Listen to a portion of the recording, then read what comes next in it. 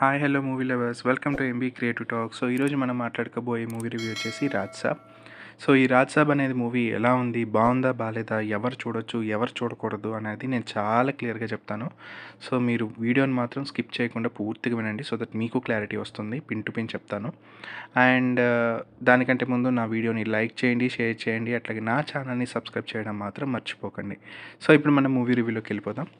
So movie రివ్యూలో రాజ్ సాబ్ మనకి lead role ఎవరంటే ప్రభాస్ అని మనకు తెలుసు. అండ్ ఇందులో ముగ్గురు హీరోయిన్లు ఉంటారు. అందులో ఒకటి నిధి అగర్వాల్. మిగతా హీరోయిన్ల పేర్లు నాకు తెలియదు కానీ మేబీ మూవీస్ చేసి ఉండొచ్చు. మిగతా అంతా మనకి కమెడియన్స్, ఆర్టిస్టులు అందరూ ఉంటారనమాట.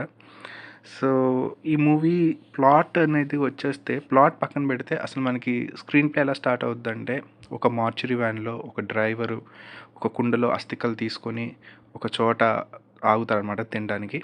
సో వేరే వాళ్ళు ఏమనుకుంటారంటే ఆ కుండలో ఏదో ఫుడ్ ఐటమ్ అనుకుంటారు. కాదు, ఇది అస్థికలు, ఫలానా ఒక అనాథ శవం యొక్క అస్థికలు అనమాట. దాన్ని తీసుకుని ఎక్కడో ఆ గంగలో కలపడం, దేనికో ఎక్కడికో వెళ్తున్నానని చెప్తారనమాట. సో అక్కడ ఒక 500 నోట్ చూపించి, ఈ అనాథ శవం నుంచి నాకు ఒక 500 నోట్ దొరికిందని చెప్పగానే 500 నోట్ అలాగా గాల్లో ఎగురుకుంటూ ఒక మహల్లోకి వెళ్తుంది.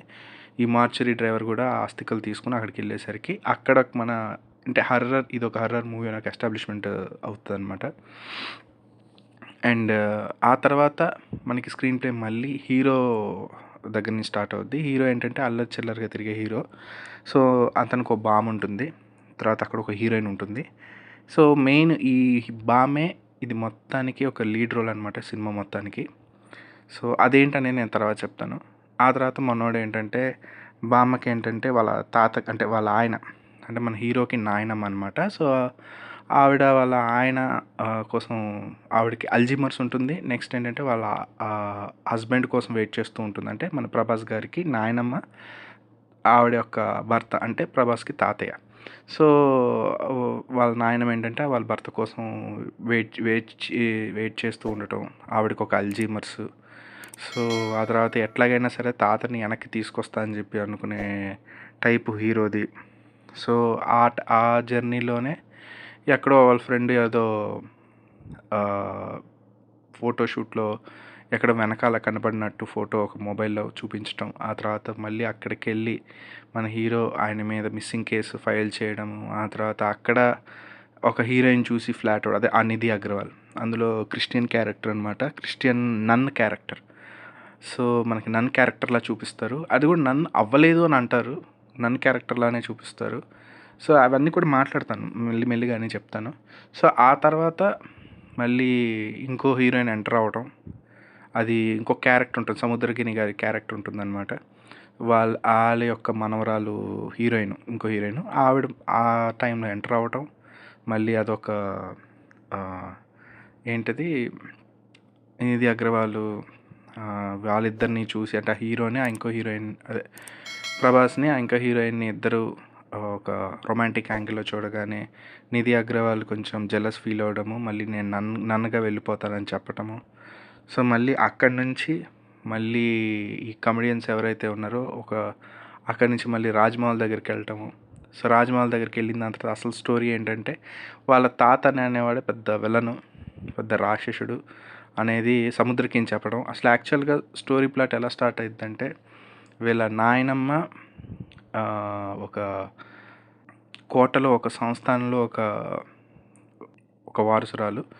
సో ఆ వారసురాలకి ఆవిడ యొక్క దయా హృదయం ఉన్నటువంటి వారసురాలు అన్నమాట. సో ఆవిడ వైపు కన్నెత్తి చూసేంత ధైర్యం ఎవరు చేయలేరనమాట. ఇందులో ఏంటంటే ఈ తాతగా చేసిన క్యారెక్టర్ అంటే సంజయ్ దత్ అనమాట. సో ఇక్కడ సంజయ్ దత్ ఏంటంటే ఒక ఆర్డినరీ, ఒక భిక్షాటన చేసే వ్యక్తి.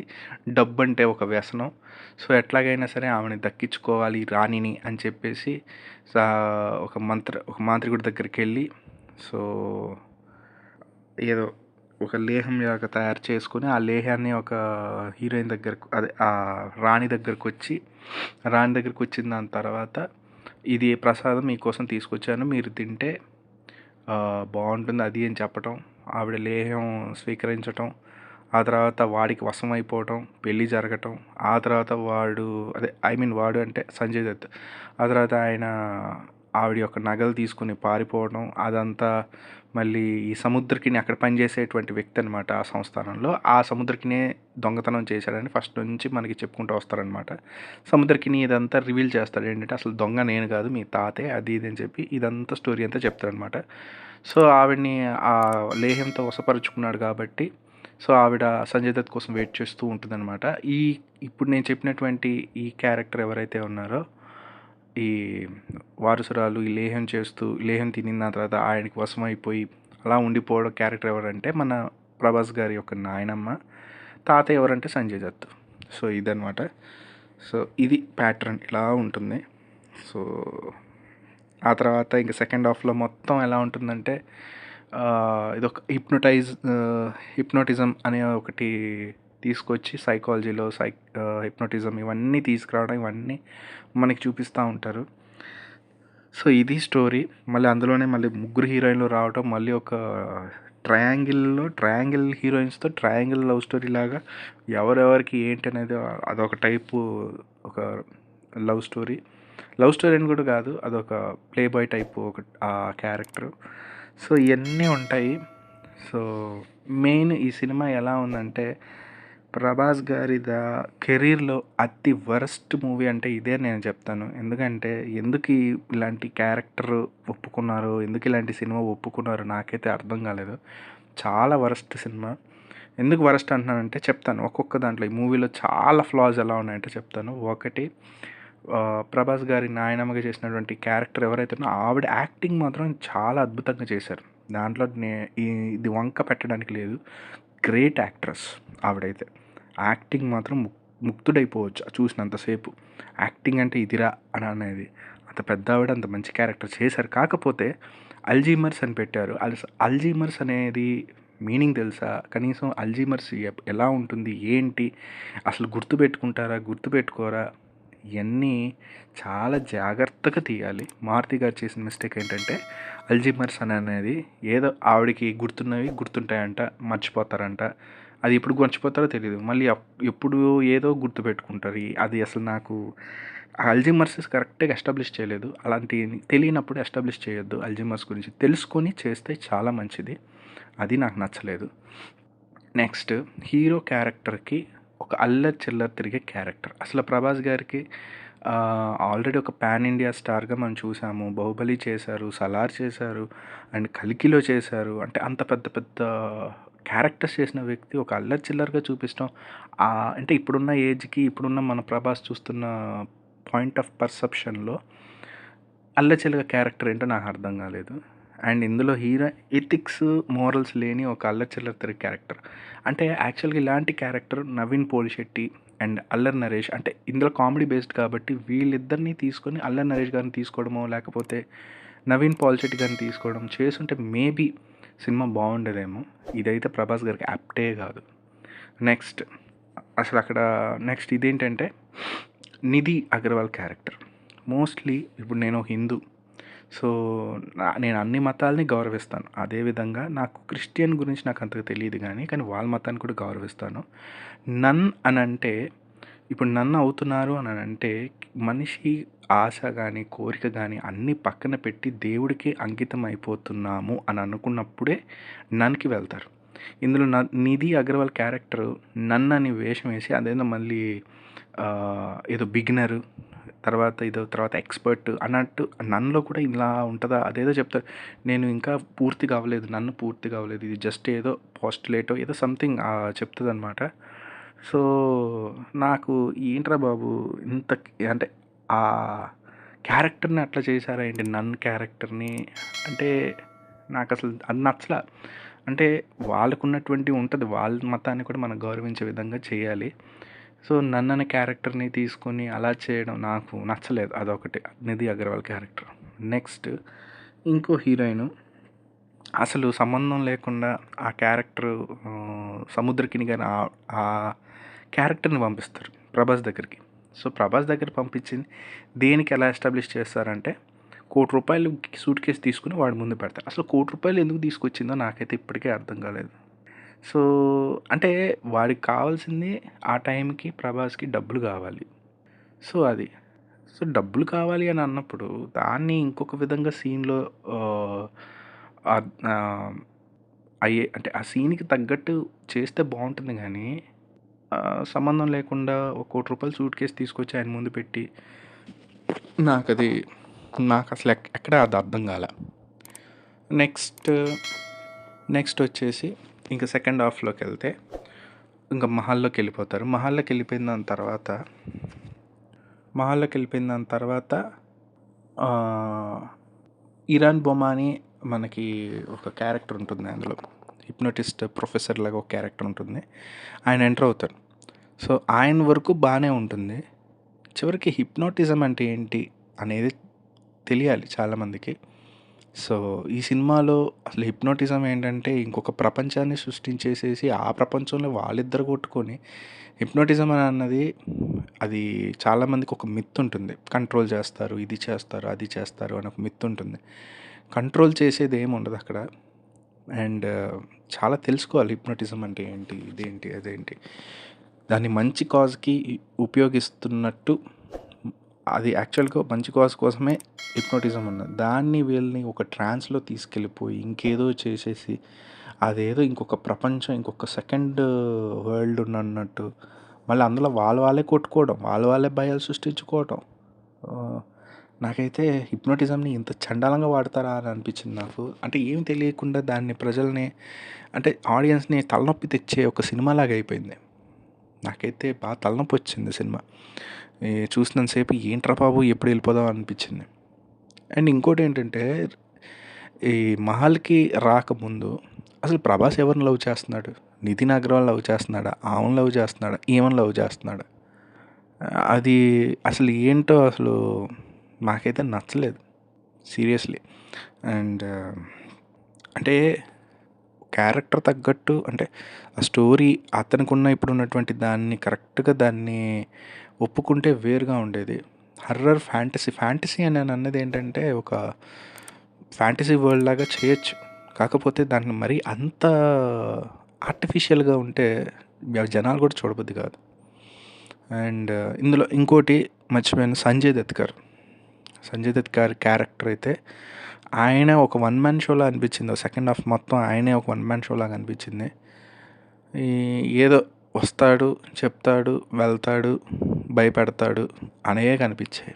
ఇంకోటి ప్రభాస్ గారు దాంట్లో ఎప్పుడైతే మహల్కి వెళ్తాడో నిజంగా దయ్యాలంటే భయమా, లేదా నటిస్తున్నాడా, ధైర్యం చెప్తున్నాడా, అంటే ఆ క్యారెక్టర్ని ఒక అసలు ఇది కామెడీ ఫిల్మే, ఇంకా దాన్ని క్యారెక్టర్ కామెడీ చేసేయడం అసలు నాకు నచ్చలేదు. అసలు ప్రభాస్ నేను ఇలా చూడాల్సి వస్తుందని నేనైతే అనుకోలేదు. బట్ చాలా డిసప్పాయింట్ చేసింది మూవీ అయితే, నాకైతే బాగా డిసప్పాయింట్ చేసింది. సో, ఇంకోటి విషయాలు ఇంకా చెప్పాలి అంటే ఈ సినిమాలో బాగా ఉన్న సీన్స్ ఏవైతే ఉన్నాయి అని అంటే ఫస్ట్ బామగా చేసిన అంటే ప్రభాస్ గారు నాయనమ్మగా చేసినటువంటి ఆవిడ క్యారెక్టర్ అయితే మాత్రం పీక్స్. యాక్టింగ్ మాత్రం అసలు నేనైతే ముగ్ధుడైపోయాను ఆ క్యారెక్టర్కి. అండ్ ప్రీ క్లైమాక్స్లో అండ్ ప్రభాస్ గారిది ఒక క్యారెక్టర్ ఉంటుంది, అంటే ఒక సీన్ ఉంటుంది. నాయనమ్మ గారి పక్కన కూర్చొని ఏడ్చే ఒక సీన్ ఉంటుంది. అది చాలా బాగా చేశారు. అండ్ ఇంకా నాకు తెలిసి ఇంకా అంతకంటే అద్భుతమైన సీన్లు ఇంకేమీ లేవు నాకు తెలిసి. అంత వరస్ట్ అనిపించింది నాకు సినిమా చూసినంతసేపు. అండ్ ఈ దరిద్రమే చూడటమే నాకు ఇది అనుకుంటే, సారీ నేను ఇలా అంటున్నాను అనుకోదు, ఇంక ఈ సినిమా ఇది చూడటమే అనుకుంటే మళ్ళీ దీనికి part 2 the circus Raj Saab the circus 1935. అదొక జోకర్ లాగా ఫస్ట్ క్లైమాక్స్లో చూపిస్తారనమాట, మనకి క్లౌన్ లాగా, జోకర్ క్లౌన్ లాగా.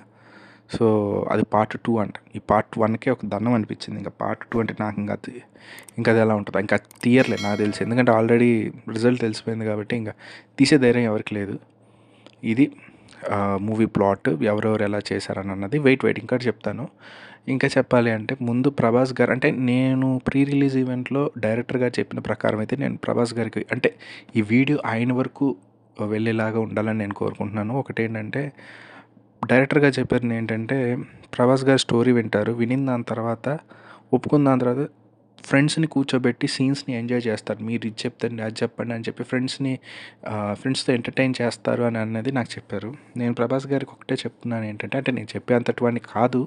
కాకపోతే ఒక ఫిల్మ్ లవర్‌గా నేను చెప్పేదేంటంటే, సార్ మీరు మూవీ సెలెక్ట్ చేసుకుంటే, మీరొక్కరే దాన్ని డెడికేటెడ్‌గా తీసుకొని, మీరు డెడికేటెడ్‌గా విని, మీకు నచ్చితే ఆ సినిమా చేయండి. అంతేగాని ఫ్రెండ్స్‌ని ఇలా కూర్చోబెట్టుకొని వాళ్ళని ఎంటర్‌టైన్ చేయాల్సిన అవసరం లేదు. ఎందుకంటే ఇది ఈరోజు మీరు ఇక్కడ దాకా ఉండగలిగారంటే అది కేవలం సినిమా వల్లే. సో, నేను మిమ్మల్ని ఏమి అనట్లేదు. బట్ నా ఒపీనియన్ ఏంటంటే, ప్రభాస్ గారు ఈ సినిమాని ఏదైనా ఒక సినిమా ఒప్పుకుంటున్నప్పుడు, ఇప్పుడు రాజమౌళి దగ్గర ఇప్పుడు పెద్ద పెద్ద డైరెక్టర్స్ ఉంటారు. ఇప్పుడు రాజమౌళి దగ్గరికెళ్ళి మీ ఫ్రెండ్స్‌ని కూర్చోబెట్టి, "ఆ రాజమౌళి గారు చెప్పండి, ఈ సీన్ చెప్పండి, మా వాళ్ళకి నచ్చుతుందో లేదో, ఎలా ఉంటుందో మేము ఎంజాయ్ చేస్తాం" అంటే ఆయన ఎలా ఉంటుంది? సో, ప్రతి చిన్న డైరెక్టర్ అయినా, పెద్ద డైరెక్టర్ అయినా ఎవరైనా సరే ఫస్ట్ మీ కథ మీ దగ్గరకొచ్చిన దాని తర్వాత వినండి. మీరే వినండి. సీన్స్ నచ్చితే చేయండి. ఇది. అంతేగాని దీన్ని ఎంటర్‌టైన్‌మెంట్‌గా తీసుకోవద్దు. ఇంకోటి డైరెక్టర్ గారికి నేను చెప్పేదేంటంటే, మన పక్కనోళ్ళ డైరెక్టర్స్ మీద ప్రీ రిలీజ్ ఈవెంట్స్‌లో ఆళ్ళకేదో జ్ఞానోదయమో, లేకపోతే వాళ్ళకేదో సజెషన్‌లో, అడ్వైస్‌లో ఇచ్చే ముందు మనం సినిమా తీస్తున్నామా? తీయట్లేదా? ఎలా ఉంది? ఏంటి? ఎందుకంటే ప్రొడ్యూసర్ డబ్బులు పెడుతున్నారు కాబట్టి, సో, వాళ్ళ దృష్టిలో పెట్టుకొని తీయాలి. అంతేగాని మనకంటూ ఒక ఆహ్, మార్క్ క్రియేట్ చేసుకున్న దాని తర్వాత ఏముందిలే అనేది కాకుండా, ఇంకో ఇంటర్వ్యూలో నేను చూశాను, మల్టీ స్టార్ తీయాలనుకుంటున్నా అని చెప్పారు. చిరంజీవి, నాగార్జున, బాలకృష్ణ అందరినీ ఒక మూవీలో పెట్టి చూడాలి అని అన్నది ఆయన అన్నారు. బట్ అంత పెద్ద కోరిక కంటే ముందు ఆ స్టోరీలో దమ్ముందా లేదా? ఎందుకంటే మారుతి గారి మూవీస్ నేను దాదాపు బాగానే ఉంటాయి. ఎందుకంటే ఫస్ట్ నుంచి నేను ఫాలో అవుతున్నా. యూత్ నుంచి హర్రర్‌కొచ్చి ఆ తర్వాత మంచి మంచి ఎంటర్‌టైన్‌మెంట్ చేశారు ఫిల్మ్స్. సో, నేను హర్రర్ అనుకుంటే నేను చాలా ఎక్సైట్ అయ్యాను. ఎందుకంటే ఆయన ఆల్రెడీ సుధీర్ బాబుతో ఒక హర్రర్ మూవీ చేశారు కాబట్టి మంచి హారర్ కామెడీ. సో, అదే ఎక్స్‌పెక్ట్ చేశాను. ఇక్కడైతే అసలు క్యారెక్టర్స్ గానీ, ఏది గానీ, అసలు దానికి ఎస్టాబ్లిష్‌మెంట్ గానీ ఏది సరిగ్గా లేదు. అసలు దేనికోసం వచ్చాము, దేని చేస్తున్నారో కూడా తెలియనంత సినిమాలో అట్లా తీసుకెళ్లారనమాట. అది అండ్ సో, ఇది నాకైతే అసలు ఒక ఎలా అనిపించిందంటే మూవీ చూస్తున్నంత సేపు ఒక హెడేక్ మూవీ, ఒక జెండు బామ్ ఇప్పటికీ నాకు తలనొప్పిగా ఉంది అసలు. అంత తలనొప్పి మూవీలా ఉంది నిజంగా. సో, దయచేసి ఇలాంటి మూవీలు తీయకండి దయచేసి. అండ్ ప్రభాస్ గారు కూడా మీరు మూవీ ఒప్పుకుంటున్నారంటే మీ ఇప్పుడున్న దాని మార్కెట్ని మీరు దృష్టిలో పెట్టుకొని మిమ్మల్ని ఆడియన్స్ ఎలా చూడాలనుకుంటున్నారు అనే దాన్ని మీకు ఆల్రెడీ ఉంటుంది కాబట్టి వాళ్ళు ఎలా చూడాలనుకుంటున్నారో మీకు తెలుసు. కాబట్టి దాన్ని దృష్టిలో పెట్టుకొని మీరు మూవీస్ ఒప్పుకుంటే బాగుంటుంది అనేది నా ఒపీనియన్. సో, ఎక్కువ దీన్ని డెడికేటెడ్‌గా తీసుకోండి. ఏదో లైట్‌గా తీసుకోవద్దు. పాన్ ఇండియా అంటే ఇప్పుడు ఏంటంటే చాలామందికి మంచి ఒక ఫేమ్ వచ్చేసరికి కొంచెం అంటే మీరు అలా ఉంటారని కాదు. బట్ ఒకవేళ మీకు అలా ఉంటే మాత్రం అంటే మనకు తెలియకుండా అది జరిగిపోతూ ఉంటుంది. సో, దాన్ని డెడికేటెడ్‌గా స్టోరీ వినండి. నచ్చితే చేయండి. ఆడియన్స్ దృష్టిలో పెట్టుకుని చేయండి. అండ్ మారుతి గారు కూడా మీకు అదే చెప్తున్నాను. మీరు స్టోరీ రాస్తున్నప్పుడు దానికొక కథలో మ్యాటర్ ఉండేలా చూసుకోండి. అంతేగాని ఏదో ఇరికించి ఈ సినిమా మొత్తం హీరోయిన్‌లు పెట్టారు. ఎందుకు పెట్టారో నాకు తెలీదు. ఇరికించేయాలని తప్పితే ఏమీ లేదు ఇందులో. అండ్ హీరోని ఎథిక్స్ లేదు, మోరల్స్ లేదు. అసలు ఎందుకు అల్లచిల్లర క్యారెక్టర్‌కిను అసలు ఆయనకున్న ఇప్పుడు దానికి చేయడం ఏంటి? ఆయన నాయనమ్మ తాతయ్య కోసం వెళితే ఏంటి? మళ్ళీ అక్కడ ఇంకో హీరోయిన్ తగలటం. అక్కడ హీరోయిన్‌తో అదే నిధి అగర్వాల్‌తో. మళ్ళీ అక్కడి నుంచి ఇంకో హీరోయిన్. అసలు ఆయన మధ్య మధ్యలో నాయనమ్మ అప్పుడప్పుడు ఫోన్ చేస్తదనమాట. ఫోన్ చేసి, "ఏం బాబు తాతయ్య గురించి ఏం తెలిసిందని" అన్నది. ఆ ఫోన్ చేయగానే అప్పుడు ఆయనకు గుర్తొచ్చిద్దనమాట. ఏంటి? ఇప్పుడు తాతయ్య గురించి కూడా ఆలోచించాలి కదా! ఇప్పుడు నాయనమ్మ గురించి ఆలోచించాలి కదా! ఇప్పుడు ఆవిడకి ఏది చెప్పాలి? అప్పుడు గుర్తొస్తదనమాట. ఏంటో ఇది నాకైతే అర్థం కాలే. మళ్ళీ మధ్య మధ్యలో కుళ్ళు జోకులు, కుళ్ళు కామెడీ. కామెడీ కూడా కుళ్ళు జోకులే. కుళ్ళు కామెడీ. ఏమీ లేదు అసలు సినిమాలో. సో, అది నేను చెప్పిన దాంట్లో అయితే రెండు విషయాలు.